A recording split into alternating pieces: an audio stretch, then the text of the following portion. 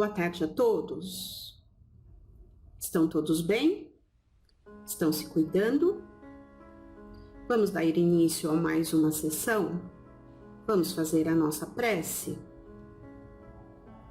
Elevando os nossos pensamentos a Deus, a Jesus, agradecidos por mais estes momentos em que estamos ligados em pensamento, em amor. Que possamos vibrar pela casa de Fabiano, nos sintonizarmos com os bons espíritos, agradecendo sempre a assistência e envolvendo a todos aqueles que necessitam do seu amor, da sua caridade, que possam ser todos envolvidos. Pai nosso que estais no céu, santificado seja o vosso nome. Venha a nós o vosso reino, seja feita a vossa vontade, assim na terra como nos céus. O pão nosso de cada dia, dá-nos hoje e sempre. Perdoa as nossas dívidas, assim como perdoamos os nossos devedores. Não nos deixes cair em tentações, mas livra-nos de todo o mal. Que assim seja, graças te damos. Do capítulo 15, fora da caridade não há salvação. Parábola do bom samaritano. Então o doutor da lei, levantando, disse-lhe para tentá-lo: Mestre, o que devo fazer para possuir a vida eterna? Jesus lhe respondeu: O que está escrito na lei? Como lês? Ele lhe respondeu: Amareis ao Senhor vosso Deus de todo o vosso coração, de toda a vossa alma, de todas as vossas forças e de todo o vosso espírito, e vosso próximo como a vós mesmos. Jesus lhe disse: Respondeste muito bem, fazei isso e vivereis. Mas este homem, querendo justificar-se a si mesmo, disse a Jesus: E quem é meu próximo? E Jesus, tomando a palavra, lhe disse: Um homem que descia de Jerusalém a Jericó caiu nas mãos de ladrões, que o despojaram, cobrindo-no de feridas e deixaram-no meio morto. E eis que de repente um sacerdote passava pelo mesmo caminho e que, tendo-o notado, passou bem longe. Um levita que também vinha pelo mesmo lugar, vendo-o também passou longe. Mas um samaritano que viajava, passando pelo lugar onde estava esse homem, e tendo-o visto, ficou tomado por compaixão.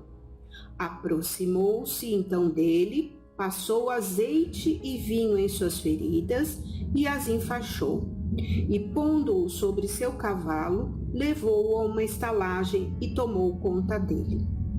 No dia seguinte, tirou 2 moedas que deu ao hospedeiro e lhe disse: Cuidai bem deste homem, e tudo o que gastardes, a mais eu vos restituirei em minha volta. Qual destes 3 vos parece ter sido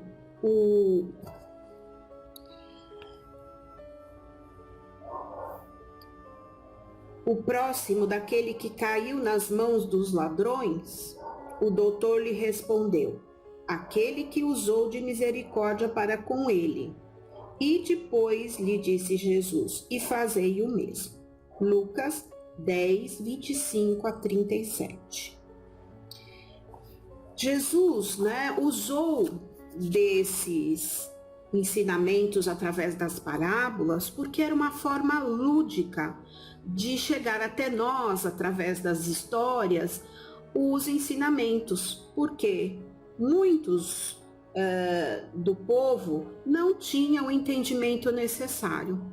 Então, contando-se uma história, ficava mais fácil de entender. Então é o que nos coloca aqui, né, nessa parábola do bom samaritano. Se nós pegarmos no Evangelho, na parte da introdução, nós temos as notas históricas. E lá vai nos dizer alguns termos para compreendermos melhor as passagens do Evangelho. E ele coloca sobre o samaritano. Então, após a separação das 10 tribos, Samaria passou a ser a capital do reino, que se tornou independente de Israel. Então, capital, né, do reino e independente, separada das tribos e principalmente de Israel. Destruída e reconstruída muitas vezes, ela foi sobre o Império Romano a sede política de Samaria, uma das 4 divisões da Palestina. Então, as divisões, a Samaria era uma.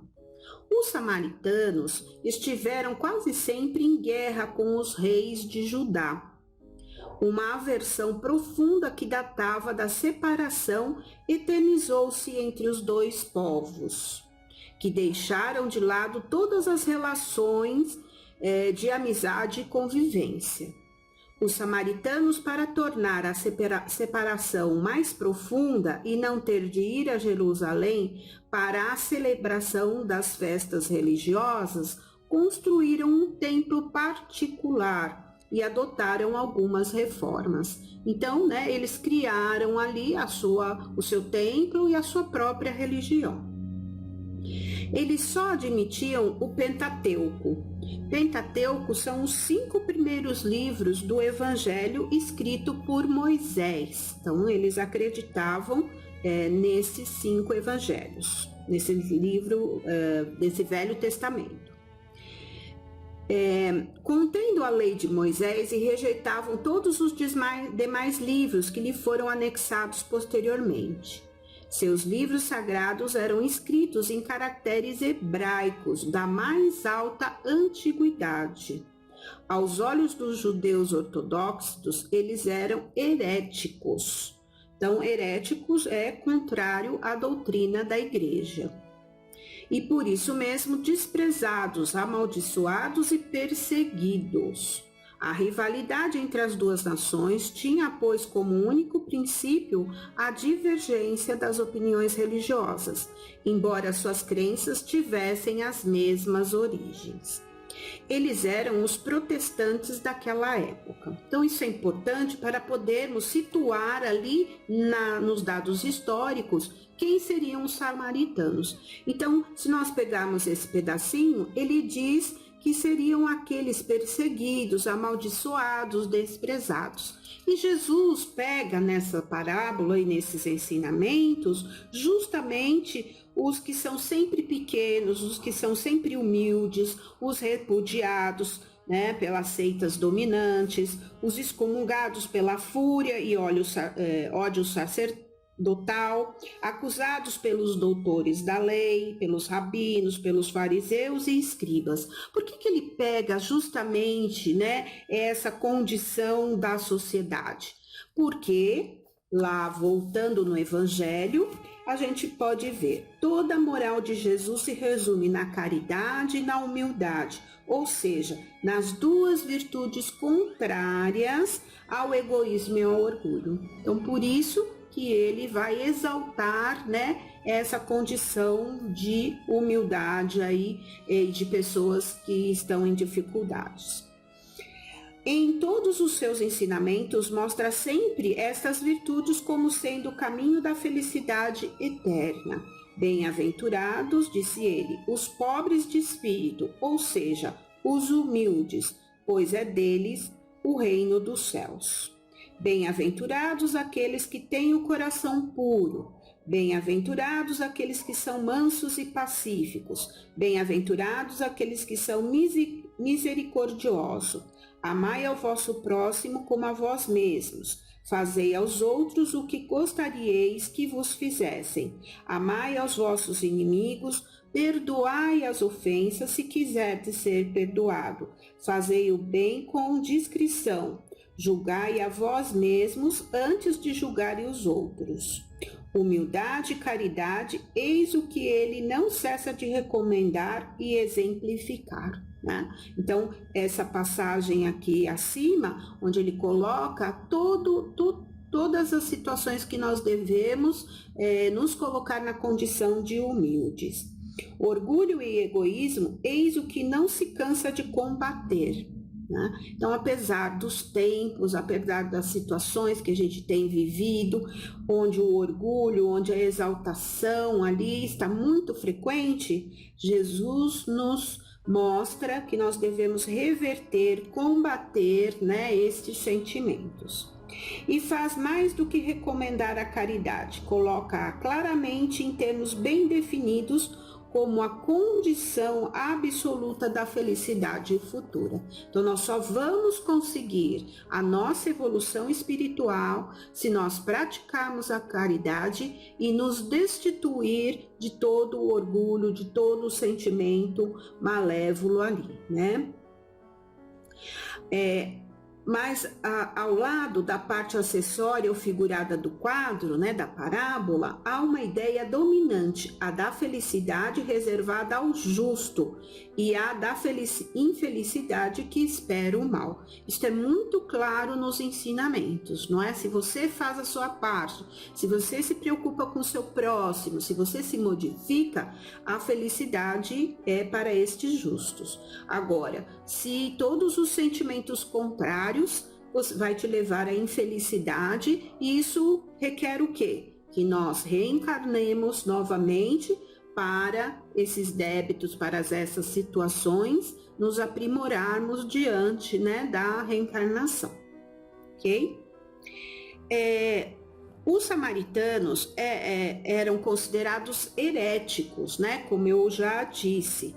Ou seja, eles não queriam, né, a igreja, eles não, o contrário à doutrina da igreja.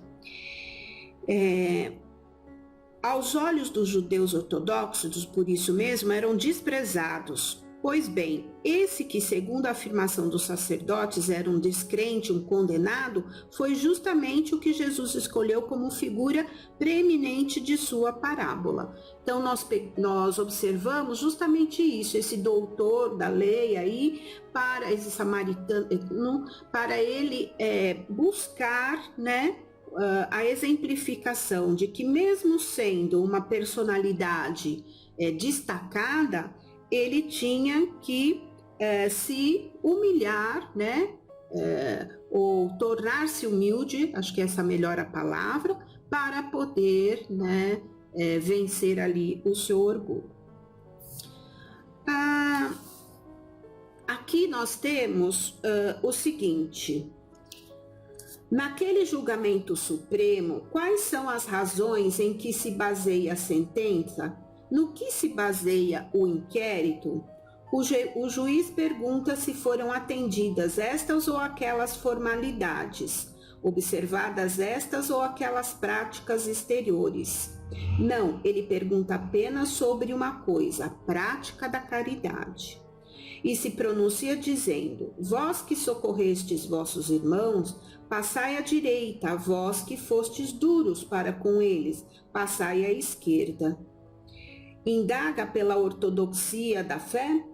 Faz diferença entre aquele que crê e de maneira o que crê de outra? Não, pois Jesus coloca o samaritano tido como um herético, mas que tem amor ao próximo, acima do ortodoxo que falta com a caridade. Então, na passagem da parábola, o sacerdote viu aquele homem caído e não tomou nenhum conhecimento. O levita também, né, passou bem longe,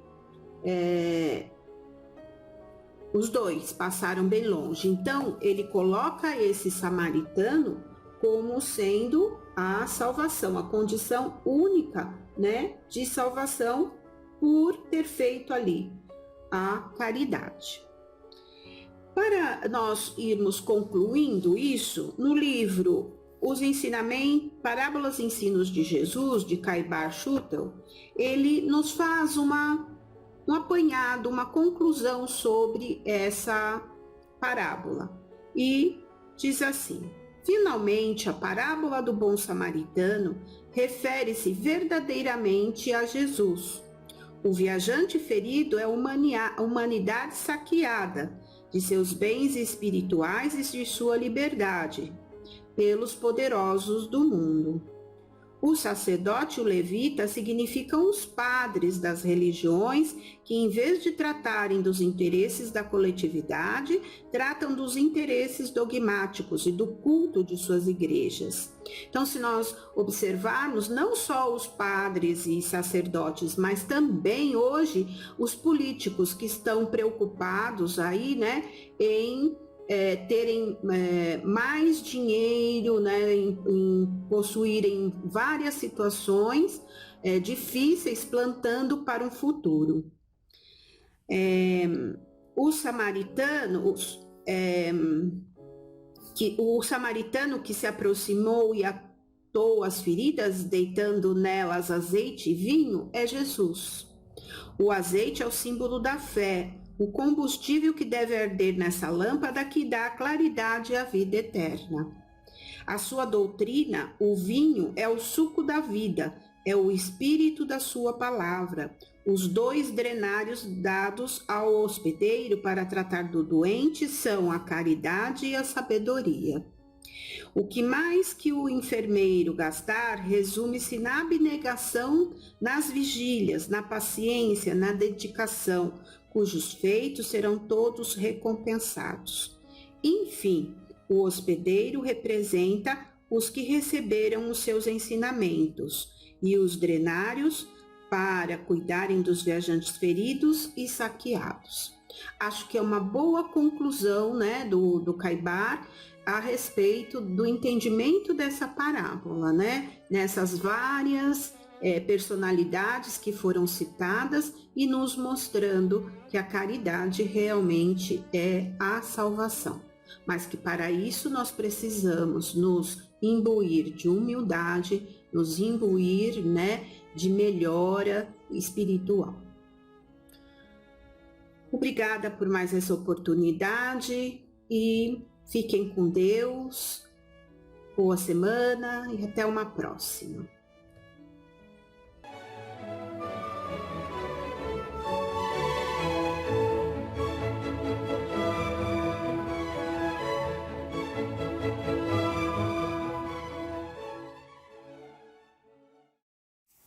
Uma ótima tarde a todos, que Deus, em sua infinita bondade, nos abençoe, nos ampare, nos fortaleça.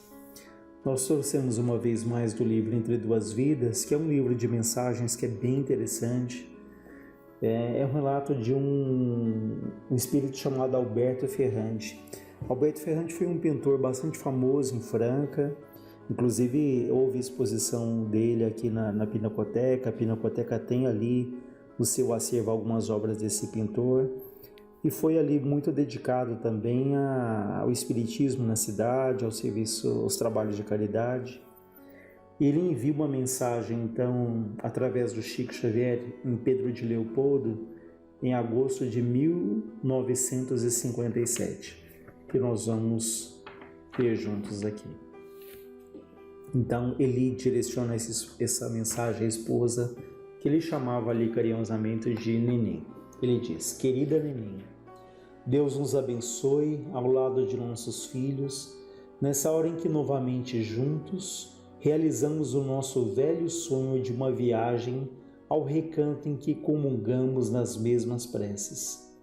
Ele se refere aqui ao centro espírita onde eles conheceram juntos, e ali eles estavam, ele desencarnado, aí ela encarnada agora, estavam ali novamente juntos. Tenho lágrimas paralisando meus braços a me travarem os movimentos. É a saudade convertida em esperança, o adeus transformado em bênção do reencontro. A morte é apenas continuidade. O túmulo é somente a porta da grande renovação. Contudo, ninguém pode extirpar do coração as raízes do amor eterno. do amor que vence os abismos da morte, indicando-nos o caminho da verdadeira felicidade. Não lhe escrevo essa carta com qualquer espírito de novidade ou surpresa, porque de fato estamos ainda juntos em nosso templo do lar, a bendita escola em que me preparei ante a vida espiritual. Nosso núcleo de oração e trabalho, ainda e sempre, é o jardim das nossas almas em cujos canteiros abençoados cultivamos as flores de nossas mais belas aspirações. É por isso que, se algo lhe posso pedir, tanto quanto aos nossos filhinhos presentes, rogo-lhes fidelidade ao nosso antigo programa de comunhão espiritual. Então ele pede que a esposa e os filhos mantenham o trabalho espiritual que eles haviam iniciado, né, para que eles não parem ali nessa tarefa que lhes foi confiada. Seja a vontade do Cristo a nossa vontade, e que o arado evangélico não seja esquecido por nossas mãos. Tanto quanto me é possível, tenho falado a vocês por nossa Ruth. Ruth é uma das filhas que ele teve, né? Então ele diz: tanto quanto me é possível, tenho falado a vocês por nossa Ruth, e como sempre espero a serenidade e a coragem de todos, a fim de que a bênção do Senhor nos mantenha em sua luz. Sobretudo a você, companheira querida, peço calma e confiança, na certeza de que o seu velho amor não vive em separado. Seu exemplo de carinho ainda é o meu pão espiritual. Sua figura de doce heroína, silenciosa, resignada, é a estrela das minhas horas. Esposa querida e abnegada, mãe de meus filhos, enxugue o seu pranto de saudade e erga seus olhos para o céu. Nunca sofreremos o martírio da ausência, porque a nossa união foi entretecida em Jesus. Não se deixe abater pelas aparências de solidão. Levante-se cada dia com o seu ânimo renovado. Além da terra, outros horizontes se nos desdobram as almas. Depois da noite do sepulcro, divina alvorada ressurge para nós, deslumbrantes de luz. Então, nesse início, ele fala dessa profunda ligação que ele tem com essa esposa, né? Então, mostrando ali uma união que foi aqui na Terra, união de grandes afinidades, de companheirismo, e ele retrata isso de uma maneira bastante clara através das palavras que ele dirige aí à esposa. É verdade que ainda experimento a sombra da saudade. No entanto, com a sua fortaleza, estarei mais forte e com a sua paciência saberei esperar com mais alegria. Não se julgue desobrigada dos santos deveres que ainda lhe prendem na terra, o espírito afetuoso e sensível.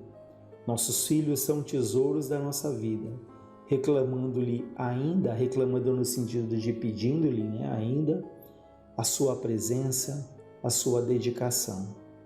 Auxilie a todos com a sua ternura e devotamento incansáveis. Então vejam que em dado momento ele fala aqui a força dela, o trabalho dela, a esperança dela renovada, isso ajuda também. E temos visto isso em muitas mensagens, né? Quantas vezes um familiar desencarna, ficamos presos ali ao desespero, talvez até a revolta contra a vida, contra Deus, mas a melhor maneira de nós nos ajudarmos e ajudarmos aqueles que partiram é continuando a nossa jornada, a nossa caminhada, alimentando ali a lembrança de momentos que foram bons, evitando a lembrança da pessoa ali às vezes doente, entubada, ou como falamos há 15 dias atrás, evitando imagens ali gravadas na nossa mente se a pessoa sofreu um acidente, enfim, alimentando então as melhores lembranças e fazendo o melhor que nos seja possível, porque a partir do momento que do outro lado eles percebem que nós estamos ainda com a saudade, com a dor no peito, mas que nós estamos lutando, que continuamos a nossa caminhada, isso faz um bem incalculável para eles do outro lado, assim como naturalmente nós estamos nos ajudando e ajudando aqueles que permanecem ao nosso lado, né? Então, sempre ali a fé em Deus e a certeza de que quando essas ligações são profundas, essas afinidades são intensas, a morte não nos separa, né? E que esse reencontro virá ali naturalmente, quando Deus assim o quiser, quando Deus assim o permitir, né? Não desejando jamais um desencarne precoce ou buscando isso a pretexto de encontrarmos com aquele que partiu. Então, esse reencontro ele vem de uma maneira natural, sem querermos partirmos para o outro lado para reencontrarmos ali o ente querido. Porque esse desejo dessa morte precoce, isso só nos afasta daqueles que nós tanto amamos, né? Ele continua dizendo a ela: hoje, minha querida neném, com mais segurança, simboliza em você a árvore frondosa e sublime em que nós todos, nossos filhinhos e eu, tecemos o ninho do nosso amor. Que Deus alimente a seiva da sua bondade constante, conservando-a enriquecida de pétalas da alegria, com que você nos sabe estimular e inspirar.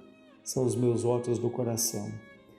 Não estou escrevendo sem o auxílio dos nossos instrutores queridos. As lágrimas jubilosas não me permitiriam o necessário equilíbrio. Então ele diz que ele está escrevendo essa mensagem com auxílio de companheiros do outro lado.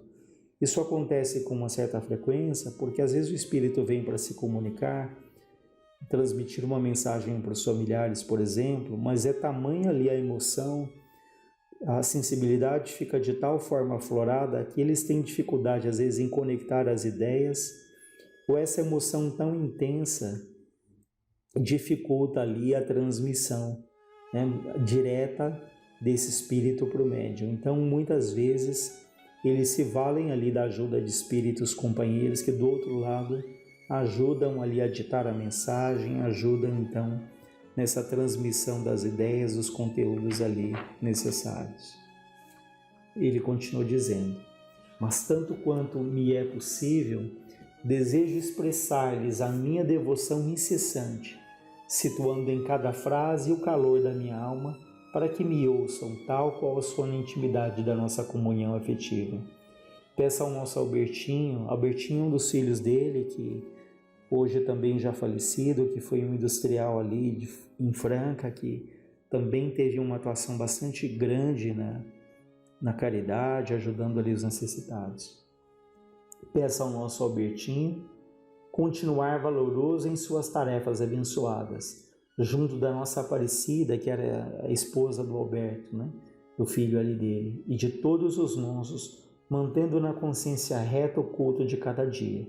Aqui, quando ele enviou essa mensagem, esse filho ainda estava na terra, vivo, mas hoje ele já é desencarnado. Nosso filho, graças a Deus, tem sido nosso sustentáculo, e roga ao Senhor que o mantenha resoluto, firme e decidido no bem. Diga a nossa Ruth, que é uma outra filha dele, que tudo faremos para cooperar a fim de que ela e o Dionísio, o marido dela, sejam sustentados pelo socorro do alto nas provas redentoras da estrada humana. Espero que minha filha encontre na mediunidade, em nosso santuário de serviço e oração, o alimento da fé, na convicção de que ajudando somos ajudados e que acendendo claridade para os outros, não nos faltará luz no caminho. Vejam que interessante essa frase. Ajudando, somos ajudados. E acendendo claridade para os outros, não nos faltará luz no nosso caminho. Abrace por mim a todos, sem esquecer-me de nossa Maria Emília, da nossa Teresa, da nossa Elza, de nossa Lourdes, outras filhas ali dele. Trago todos em meu coração, no altar de meu invariável carinho. A todos, ao nosso filho querido, às nossas filhas abençoadas, aos nossos netos inesquecíveis, os nossos votos de paz e felicidade com a bênção de Jesus, hoje e sempre. Agradeço a nossa Édera, que é outra filha dele, ao nosso Walter, que é o marido dela, a ternura de todos os instantes. Resumindo todos vocês em meu grande abraço. E agora, minha companheira querida, que os amigos me recomendam o ponto final dessa missiva, o ponto final dessa carta de reconhecimento e de amor, Eu peço-lhe guardar minha alma em sua alma, meu coração em seu coração, com a certeza inapagável de que estamos unidos hoje como ontem, misturando nossas alegrias e as nossas lágrimas na súplica de bênçãos ao céu. E por tudo que por agora lhe pode dizer o companheiro reconhecido, invariavelmente, não, é tudo que por agora lhe pode dizer aqui o companheiro reconhecido, invariavelmente a seu lado. Alberto Pedro Leopoldo, 16 de agosto de 1957. Aqui, então, 57 foi quando essa mensagem foi ali transmitida através da psicografia de Chico Xavier. Então, eu achei que foi um relato bastante interessante desse casal que ali teve uma vida de lutas, de afinidades, né? Trabalhando ali intensamente no movimento espírita, na caridade, e ele transmite essa mensagem ali tão carinhosa à esposa, né? Reforçando uma vez mais essa continuidade dos laços, que a vida continua, né? Que a morte ali é uma passagem por outro plano, e que essa família espiritual, né? Que, como o Evangelho nos ensina, as famílias materiais, aquelas que com o tempo elas se desfazem, mas há as famílias espirituais, esses espíritos que mantêm essa ligação tão intensa, tão profunda, e essas ligações elas vão perdurar ali no tempo, no espaço, esses corações continuarão ali sempre ligados. Então esse acho que é um exemplo dessas ligações aí tão intensas, tá? Fique então aí para a nossa reflexão.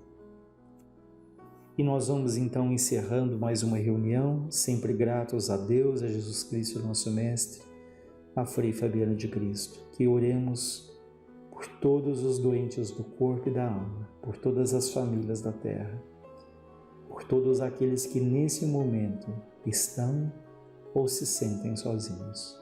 Que Deus se faça em todos esses corações. Pai nosso que estais nos céus, que está em toda parte, santificado seja o vosso nome de amor e de bondade. Seja feita a sua vontade soberana, justa, na terra como ela é feita em todo o universo.